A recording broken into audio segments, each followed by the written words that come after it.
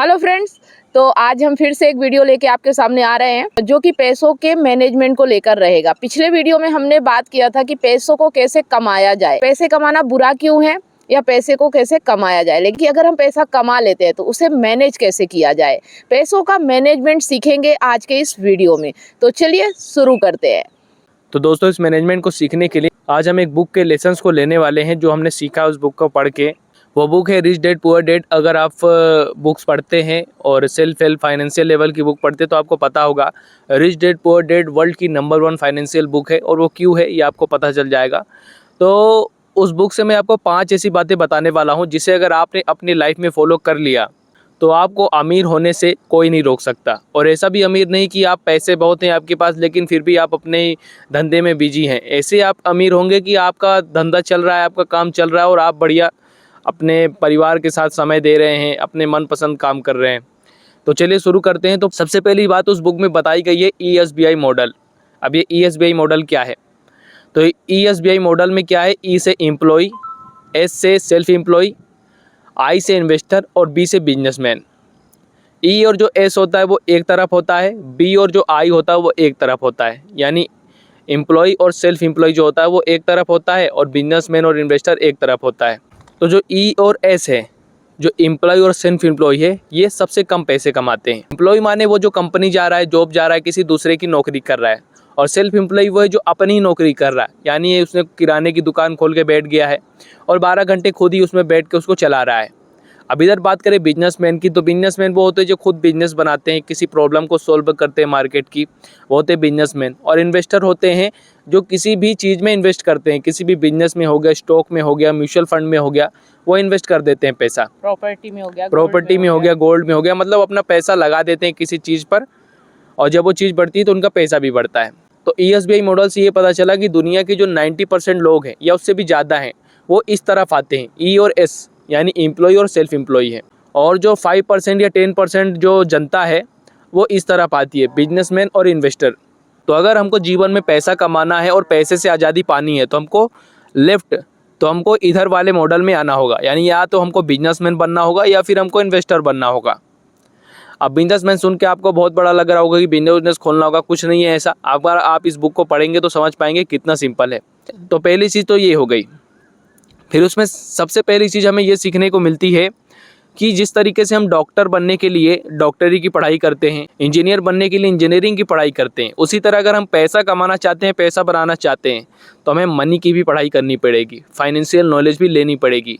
इसके बिना अगर आप करोड़ों भी कमा रहे हैं तो बहुत चांस है कि आप उसको जमा नहीं पाएँ, बचा नहीं पाएंगे। इसका उदाहरण हमको KBC में मिलता है। एक समय की बात है, KBC में एक बंदा आया था जो कि 5 करोड़ रुपए कमा के गया था, लेकिन उसके बाद फाइनेंशियल नॉलेज नहीं थी। तो उसने क्या किया, बहुत सारा पैसा तो दान दे दिया और बहुत सारा पैसा उसके ऐसे लोग लूट के ले गए नकली संस्था खोल के, और वो बहुत सारी बुरी आदतों में पड़ गया, दारू में पड़ गया, सिगरेट में पड़ गया, उसकी बीवी उसे छोड़ के चली गई। और 2-3 साल के अंदर फिर से वो वही जो अपना काम करता था, दूध बेचता था, वही वापस उसने शुरू कर दिया। मतलब यही है कि आपको पैसे मिल जाए फिर भी आप अमीर नहीं बन पाएंगे अगर आपके पास फाइनेंशियल नॉलेज नहीं है। तो फाइनेंशियल नॉलेज होना बहुत ज़रूरी है। और ये नॉलेज कैसे आएगी? इन्हीं बुक्स को पढ़ के आएगी। रिच डैड पुअर डैड हो गई, द साइकोलॉजी ऑफ मनी हो गई, आप सर्च कीजिए, बहुत सारी बुक्स आपको मिल जाएगी। साथ ही आपको यूट्यूब पर भी काफ़ी सारे वीडियो मिल जाएंगे। तो यही है कि अगर आपको पैसा बनाना है तो पहले सीखना होगा, उन स्किल्स को सीखना होगा जिससे हम पैसा जनरेट कर सकते हैं। दूसरी चीज़ हमें रिच डैड पुअर डैड से सीखने को मिलती है कि हमें हमेशा एसेट में इन्वेस्ट करना चाहिए, ना कि लाइबिलिटीज़ में। अब ये एसेट और लाइबिलिटी क्या होता है? एसेट वो चीज़ होती है जिसमें अगर हम पैसा लगाएं तो वो चीज़ हमें पैसा कमा के दे, और लाइबिलिटीज़ वो चीज़ होती है कि अगर हमने उसमें पैसा लगाया तो पैसा वापस आने वाला नहीं है, उल्टा और कम हो जाएगा। एग्जाम्पल के तौर पर अगर कोई आदमी अपने पैसे से एक आईफोन ले लेता है, तो अगर उसने आज आईफोन लिया तो 1 साल बाद वो आईफोन की कीमत कितनी रह जाएगी? उसकी आधी भी नहीं रह जाएगी। आज उसने अगर 1 लाख का फ़ोन लिया तो 1 साल बाद वो सेकंड हैंड में 50,000 में ही मुश्किल से बिकेगा। लेकिन वही आदमी अगर 1 लाख रुपए एप्पल के स्टॉक में लगा देगा, कंपनी में लगा देगा, शेयर बाजार में, तो 1 साल बाद उसका पैसा 10% 12% की तेज़ी से बढ़ जाएगा। यानी अगर उसने 1 लाख लगाया है तो या तो वो 1,20,000 हो जाएगा, 1.5 लाख हो जाएगा, वो अब कंपनी पे डिपेंड करता है, लेकिन बढ़ेगा ज़रूर, कंपाउंड होगा। तो यही बात है कि हमें ज़्यादा से ज़्यादा उन चीज़ों को ख़रीदना चाहिए जो हमें पैसा बना के दे। लेकिन आजकल क्या है कि आजकल स्टाइल, फैशन, कूल दिखने के चक्कर में लोग क्या करते हैं कि ऐसी चीज़ों को ख़रीद रहे हैं जो उनको पैसा कमा के नहीं दे रही है। मोबाइल ख़रीद लेंगे, कार ख़रीद लेंगे, महंगे महंगे कपड़े ख़रीद लेंगे जिनकी उनको ज़रूरत भी नहीं है। और होता क्या है कि उनका पैसा जो होता है, जो कभी 2 लाख 3 लाख रहता है, वो ख़रीदने के बाद हो जाता है 20-30 हज़ार रुपये, यानी उनका पैसा कम हो जाता है। तीसरी जो सबसे इम्पोर्टेंट बात उसमें मुझे दिखी वो ये थी कि अमीर लोग पैसे के लिए काम नहीं करते, पैसा उनके लिए काम करता है। ये बहुत मज़ेदार चीज़ लग रही होगी आपको, और है भी। दरअसल क्या है कि जो एक आम आदमी होता है वो पूरे दिन भर में समझ लीजिए 10 घंटे 12 घंटे जाता है, कंपनी जाता है, जॉब करता है। जब वो मेहनत करता है फिर उसको पैसा मिलता है, यानी वो पैसे के लिए काम कर रहा है। लेकिन एक अमीर आदमी क्या करता है, वो अपने पैसे को किसी बिजनेस में इन्वेस्ट कर देता है, किसी स्टॉक में इन्वेस्ट कर देता है। अब क्या होता है कि अगर वो सो भी रहा होता है तो भी उसका जो पैसा है वो बढ़ते रहता है। इसे कहते हैं कि पैसा आपके लिए काम करता है। वो बहुत सारी प्रॉपर्टी खरीद लेता है, मकान किराए पे चढ़ा देता है। अब वो सो भी रहा होगा, कुछ भी कर रहा होगा, उसका पैसा तो उसका बढ़ रहा है ना।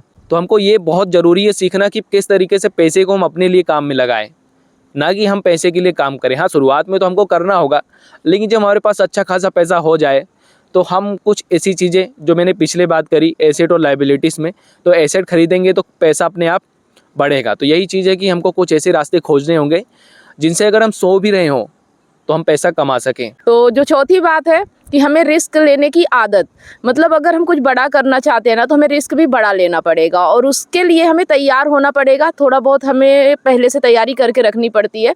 अगर बिजनेस में हमें घाटा भी होता है या नुकसान भी होता है तो हमें उससे लर्निंग मिलती है ना। तो रिस्क लेने की आदत हमें बड़ा और अमीर बनाती है। तो पांचवी चीज़ जो है, हमें खुद पे इन्वेस्ट करना है, मतलब हमें अपनी लर्निंग में इन्वेस्ट करना है। जो हमारा पैसा आता है ना, तो खर्चों से बचा के या इन्वेस्टमेंट से बचा के हमें खुद पे भी उतना ही खर्च करना है जिस तरह से हम बाकी चीज़ों में खर्च करते हैं। और इसके लिए हमें बुक्स वगैरह पढ़नी होती है, जिस तरह से हम ये रिच डैड पुअर डैड पढ़ के आपको ये सारी लर्निंग बता रहे हैं। तो जो एक अमीर आदमी होता है ना, वो एक स्किल से अमीर बन जाता है, लेकिन उस अमीरी को बनाए रखने के लिए हमें और भी स्किल सीखनी पड़ती है जो कि हमें बुक से मिलती है। तो हमें बुक्स लर्निंग की आदत डालनी होती है और हमें महीने में कम से कम 1 या 2 बुक तो पढ़नी ही चाहिए और इसमें सबसे पहले इन्वेस्ट करना चाहिए। तो ये जो 5 लर्निंग है ये आपको इससे मिल गया। और इसी से मैं कुछ अपने जीवन का उदाहरण देना चाहूँगी कि जब से मैंने रिच डैड पुअर डैड पढ़ा, पहले क्या करती थी कि जब भी पेमेंट आती थी तो मैं बाहर चली जाती थी और कोई भी अच्छी चीज़ें जैसे कि कुर्सी वगैरह है, फैन वगैरह है, घर में जो भी ज़रूरत की चीज़ें होती है वो मैं ले आती थी। नहीं ज़रूरत होती थी तब भी बाहर देखा और ख़रीद के ले आई, है ना। जिस दिन से मैंने रिच डैड पुअर डैड पढ़ा, बाहर जो ये चीज़ें होती है जो लायबिलिटीज़ कहलाती है, उन चीज़ों में मैंने खर्चा करना कम कर दिया। मैंने बस उतना ही खर्चा करना शुरू कर दिया जितनी मेरी आवश्यकता होती है। बाकी मैं गोल्ड में इन्वेस्ट कर रही हूँ और भी बहुत सारी चीज़ें हैं जिनमें कर रही हूँ, और सबसे ज़्यादा मैं लर्निंग में इन्वेस्ट कर रही हूँ। हाल ही में मैं लर्निंग के लिए आचार्य प्रशांत जी से मिलने का प्लान बना रही हूँ और सोच रही हूँ कि इस महीने में उसमें इन्वेस्ट करूँगी। तो पैसे हमारे पास हो या ना हो, लेकिन हमें लर्निंग में इन्वेस्ट करना बहुत ज़रूरी है और इसी से हमारा जीवन बदलता है। हम कितना भी पैसे कमा रहे हो, अगर हमारे पास लर्निंग नहीं है ना तो हम अमीर बन ही नहीं सकते, क्योंकि हम पैसों का मैनेज ही नहीं कर पाएंगे। तो पैसा हमारे हाथ में आएगा और हमारे हाथ से दूसरी तरफ से निकल जाएगा।